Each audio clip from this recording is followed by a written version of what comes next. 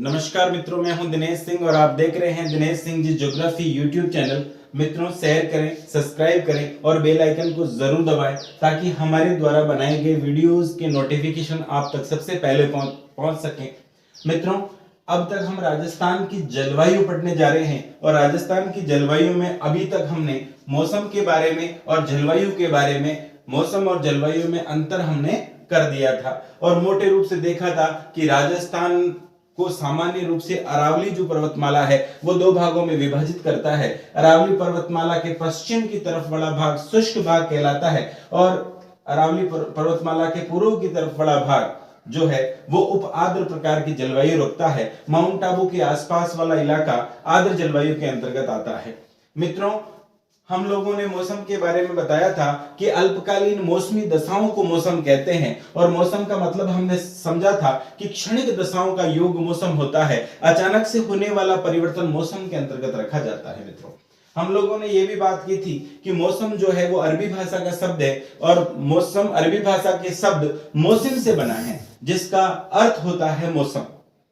मित्रों, हमने जलवायु के बारे में पढ़ा था। हमने जलवायु में पढ़ा कि दीर्घकालीन मौसमी दशाओं को जलवायु कहा जाता है और इसमें लगभग 35 से 50 साल तक के आंकड़ों का अध्ययन किया जाता है। मित्रों, राजस्थान की जलवायु को कौन कौन से कारक ऐसे हैं जो प्रभावित करते हैं?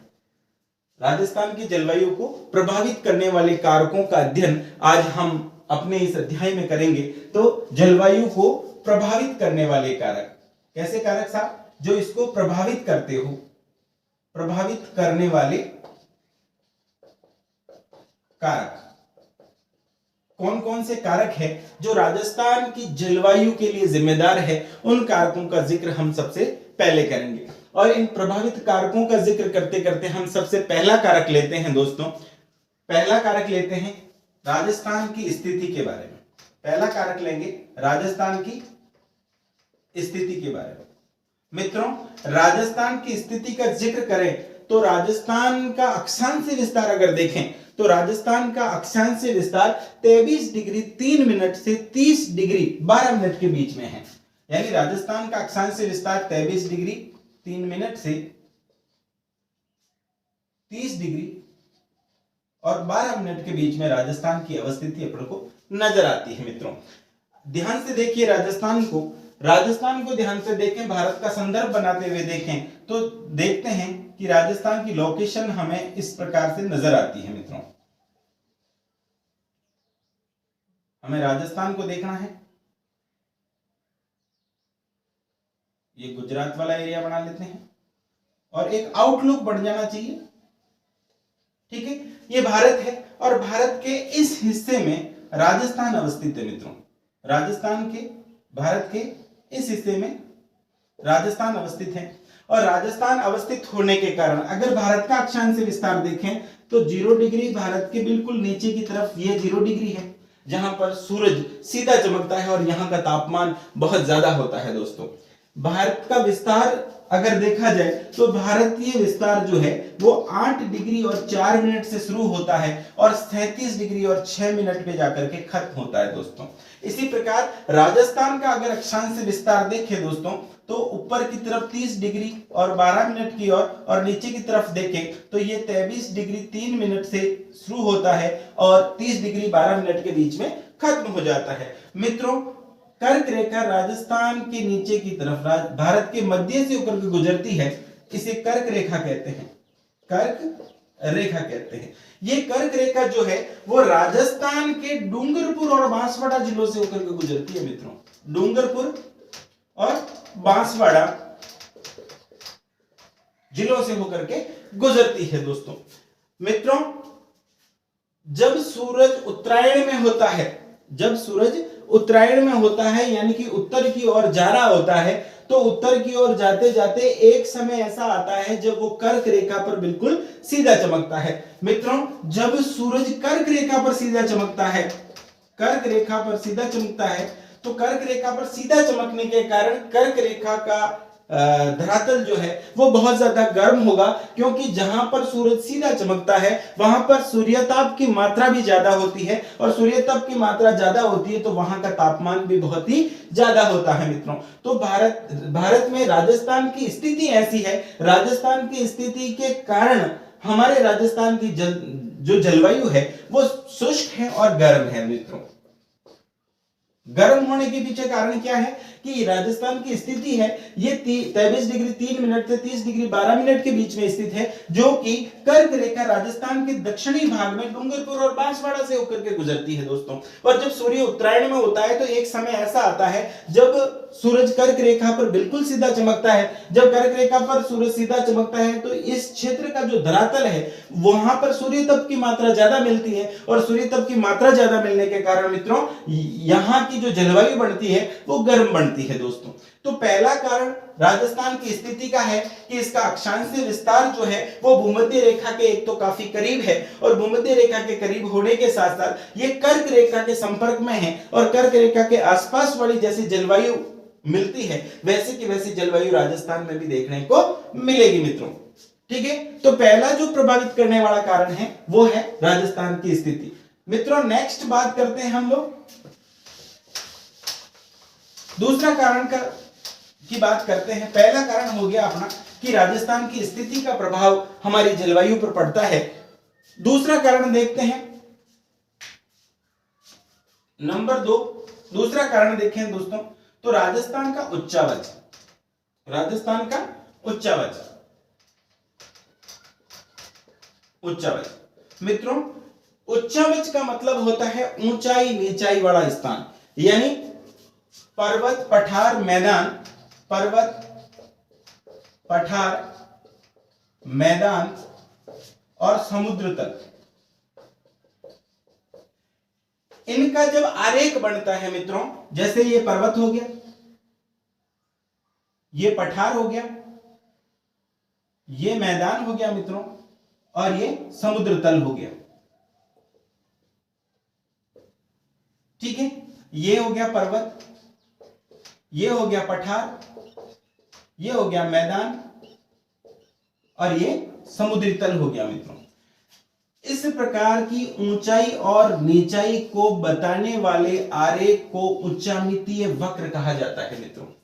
ऐसे ऊंचाई और नीचाई को बताने वाले आरेख को उच्चामितीय वक्र कहते हैं, यानी कि पर्वत का, पठार का, मैदान का और समुद्र तल का राजस्थान की जलवायु पर किस प्रकार का प्रभाव है मित्रों।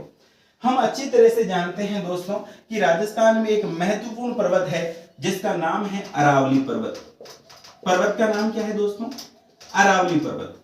मित्रों भारत की जलवायु को वर्षा या पानी देने का जो काम है वो हिंद महासागर के माध्यम से किया जाता है, यानी हिंद महासागर से ही भारत को बरसात मिलती है। यानी भारत में राजस्थान भी भारत का एक हिस्सा है, और हिस्सा होने की वजह से हमारा जो जलवायु का स्रोत है, हमारी वर्षा का जो स्रोत है वो भी हिंद महासागर ही है दोस्तों। हिंद महासागर में 2 प्रकार की शाखाएं विकसित होती है मित्रों। एक शाखा का नाम अरब सागरीय शाखा है और दूसरी शाखा का नाम बंगाल की खाड़ी की शाखा है। मित्रों बंगाल की खाड़ी की शाखा का जिक्र हम बाद में करेंगे। हम अपने उच्चावच का अध्ययन कर रहे हैं और राजस्थान को प्रभावित करने वाले कारकों में दूसरा कारक पढ़ रहे हैं दोस्तों, उच्चावच। और उच्चावच का मतलब हमने बताया कि यहाँ पर पर्वत, पठार और मैदान और समुद्र तल का राजस्थान की जलवायु पर किस प्रकार से प्रभाव है वो हम देख रहे हैं कि राजस्थान में एक महत्वपूर्ण पर्वत है अरावली पर्वत, और अरावली पर्वत जो है वो इस प्रकार से है दोस्तों।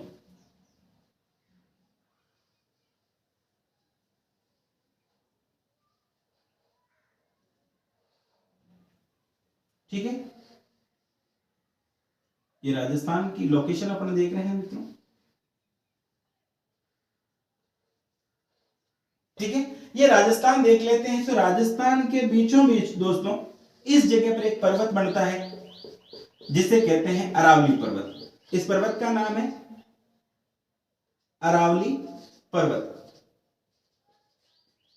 मित्रों अरावली पर्वत की दिशा अगर देखी जाए तो दक्षिण पश्चिम से, देख लीजिए ये दिशा बनती है, ये वाली दिशा, ये वाली दक्षिण कहलाती है और ये वाली पश्चिम कहलाती है, ये वाली पूर्व कहलाती है और ये वाली उत्तर दिशा कहलाती है। मित्रों, हमारी अरावली पर्वतमाला की जो दिशा है वो दक्षिण पश्चिम से उत्तर पूर्व की ओर है। यानी इस पर्वत की जो दिशा है ना वो किधर से किधर तक है, ये दक्षिण पश्चिम से उत्तर पूर्व की ओर है। इस पर्वत की दिशा दक्षिण पश्चिम से उत्तर पूर्व की ओर है। मित्रों, जो हमारा हिंद महासागर से अरब सागरीय जो शाखा है, अरब सागरीय शाखा की दिशा भी, हमारी जो अरब सागरीय शाखा है, अरब सागरीय शाखा है, उसकी दिशा भी दोस्तों दक्षिण पश्चिम से उत्तर पूर्व की ओर है। यानी जिस दिशा से अपने राजस्थान में मानसून आ रहा है, यानी अरब सागरीय जो शाखा आ रही है हमारे यहां पर, तो हमारे यहां पर राजस्थान में अरब सागरीय शाखा जैसे ही प्रवेश करती है तो इस पर्वत का सहारा लेते हुए राजस्थान को वर्षा से वंचित करते हुए ये राजस्थान के ऊपर से होकर के निकल जाती है। मित्रों, भारत में मानसून का आगमन लगभग 25 मई के आसपास अंडमान निकोबार द्वीप समूह में पहुंच जाता है। मित्रों, राजस्थान की मुख्य भूमि से भारतीय मानसून पहली बार 1 जून के आसपास टकराता है। 1 जून के आसपास राजस्थान की मुख्य भूमि से टकराता है और वो टकराता है दोस्तों केरल में। कहां टकराता है? केरल में टकराता है दोस्तों। केरल में 1 जून को टकराने के बाद में 10 दिन बाद और 10 से 15 दिन बाद में, यानी 10 से 15 जून के बाद में यह मानसून गोवा के तट पर जाकर टकरा जाता है और गोवा के बाद में यह गुजरात में होता हुआ राजस्थान में इसका प्रवेश जो है वो लगभग 25 जून के आसपास ही राजस्थान में आ जाता है दोस्तों। लगभग 25 जून के आसपास ये राजस्थान में प्रवेश कर जाता है और जैसे ही ये राजस्थान में प्रवेश करता है, इस समय राजस्थान, खास तौर पर पश्चिमी राजस्थान जो है वो काफी तप्त होता है, क्योंकि यहां पर रेगिस्तान विकसित है और रेगिस्तान विकसित होने की वजह से रेत की प्रकृति होती है मित्रों कि ये जल्दी तो गर्म होती है और जल्दी ही वापस ठंडा हो जाती है। तो ये जल्दी गर्म होने वाली स्थिति में यहां से जब मानसून गुजरता है तो इनके संपर्क में आने पर हवाओं को गर्म कर दिया जाता है दोस्तों। और जब हवाएं गर्म हो जाती है और तो गर्म होकर के हवाएं फैलने लगती है और फैलने के बाद में, क्योंकि ये पर्वत जो अरावली पर्वतमाला है वो अरब सागरीय मानसून के समांतर है, इधर से मानसून आ रहा है और ये पर्वत की दिशा भी यही है। यही पर्वत की दिशा होने के कारण इस पर्वत का सहारा लेते हुए यह मानसून आगे की ओर बढ़ जाता है और राजस्थान को पार करते हुए हिमालय से जा टकराता है और हिमालय के तराई क्षेत्रों में जोरदार बारिश करता है।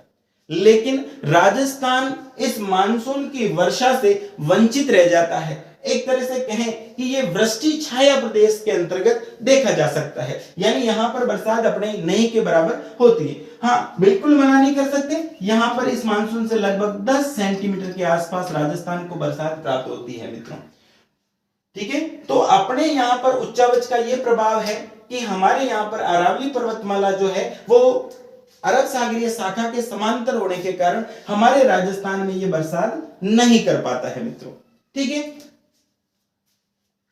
मित्रों, नेक्स्ट स्थिति देखते हैं, नंबर 3 देखते हैं। पहला कारण स्थिति का था जो हमने देखा कि ये 23 डिग्री 3 मिनट से लेकर के 30 डिग्री 12 मिनट के बीच में राजस्थान का विस्तार होने के कारण, अक्षांशीय विस्तार होने के कारण, यहां पर कर्क रेखा गुजरने के कारण जो है ये राजस्थान की जलवायु सूखी थी, गर्म थी। मित्रों, दूसरा कारण हमने पढ़ा था उच्चावच का, उच्चावच हमने देखा है दूसरा कारण दोस्तों। तीसरा कारण है समुद्र तल से ऊंचाई। चौथा कारण भी साथ ही देख लेते हैं, समुद्र तल से दूरी। ठीक है, ये दोनों ही कारणों को हम साथ देख रहे हैं दोस्तों। समुद्र तल से ऊंचाई, मित्रों अपन अच्छी तरह से जानते हैं कि समुद्र तल से जैसे जैसे ऊंचाई की ओर जाते हैं तो